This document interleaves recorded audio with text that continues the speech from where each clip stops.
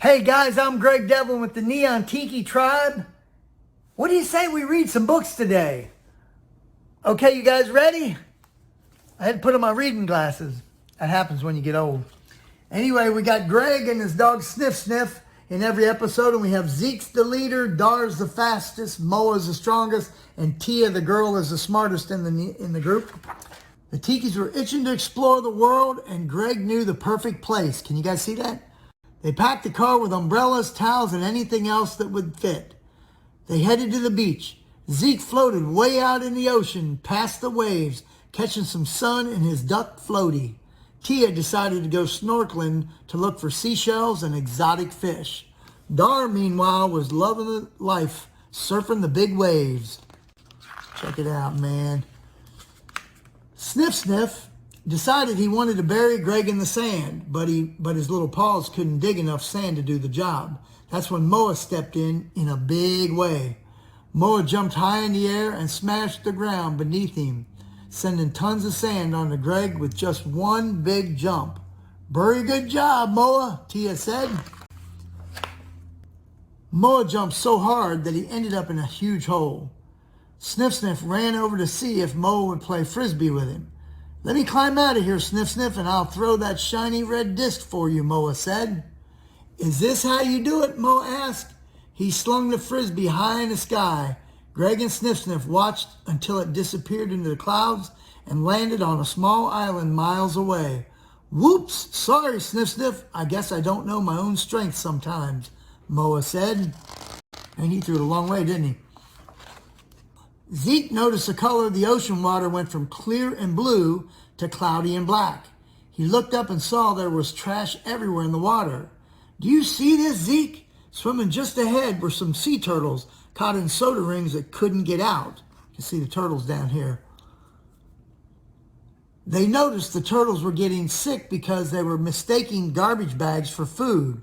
"Don't they have trash cans on the island?" Dar asked. "I'm sure they do, Dar," Zeke said. "But it looks like somebody isn't using them." Man, that's a bad situation. As the Tiki swam out to where Zeke found all the trash, Greg and Sniff Sniff took a ride on Moa's shoulders. "Hold on tight, Sniff Sniff," Greg said. Once they found the trash, Moa couldn't stand the smell.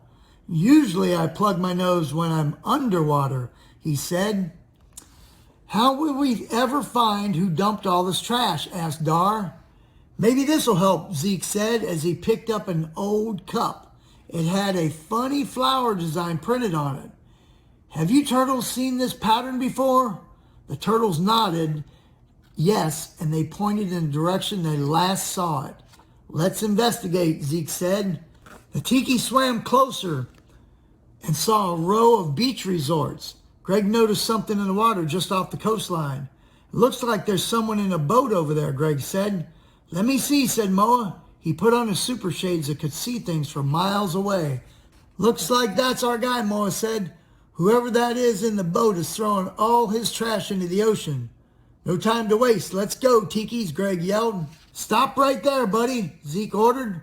The person in the boat was wearing a disguise. "Does that water look like a trash can to you? That garbage you're dumping is hurting all the animals that live in the ocean." "Yeah, what are you going to do about it?" the man said as he continued to toss things in the water. Zeke yelled once more, "Hey, if you drop that trash bag, then you'll be the next trash that goes in the ocean." "Oh, really, Tikis?" The person took off his mask to reveal he wasn't a person at all. It was Brackus, leader of the Tiki tribe. "Long time no see, Zeke." "Your garbage dumping days are over," Zeke said. He quickly used his shades to fire laser-like vines that wrapped Brackus up so he couldn't get away. "You're not going anywhere," he said. But Brackus had a hidden pair of shades. He blasted out of the vines and raced back to shore to tell his boss the bad news. Greg, Zeke, and the rest of the Neon Tiki tribe were right behind him. When they reached the shore, Greg discovered who was behind the big mess.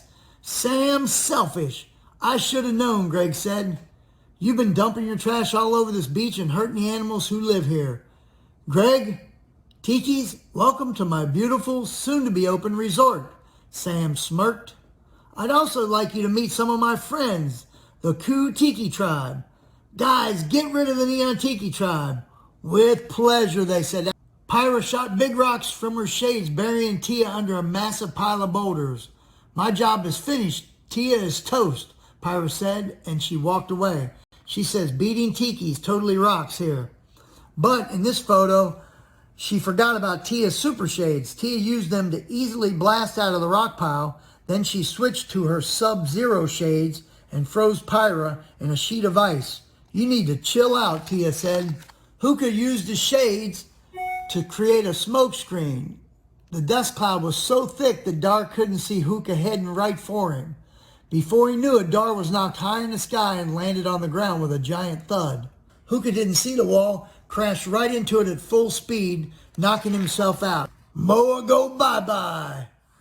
Garmo, already the largest member of the Ku-Tiki tribe, grew even bigger when he put on his super shades. He grew so tall, he could even pick up the mighty Moa.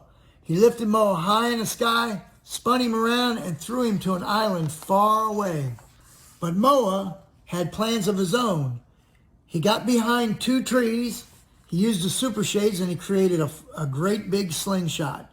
Using all of his strength, he slung himself off the island, rocketing towards Garmo at super speed. He hit him so hard that Garmo fell backward and crumbled Sam Selfish's entire hotel. Oh no, Sam Selfish is crying. Sam saw his hotel smashed into a pile of rubble and cried, you Neon Tikis have destroyed my hotel. Look on the bright side, Sam, Greg said. You get to clean it all up. Brackus said, if you think we're cleaning this up, you're crazy.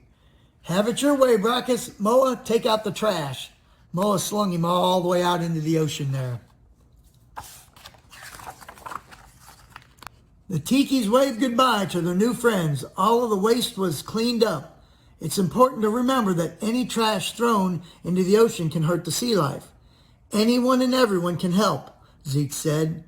The Tikis headed back to Greg's house, but not before they made a stop for ice cream. All that work made Moa extra hungry. When the person at the ice cream counter asked Moa which flavor he wanted, he just answered yes. 84 scoops later, Moa was too heavy to ride in the car, so he carried everyone back on his back. 84 scoops of ice cream, man. Wouldn't you like to have 84 scoops of ice cream? So that is the end of the Tiki Beach Battle. This is only one of the books we're going to read. We're going to continue. We have so many more great books for you. Remember, thoughtful, intelligent, kind individuals. That's what we are. That's what you are. And today's a great day to do it. Let's get to the rest of the books. You ready?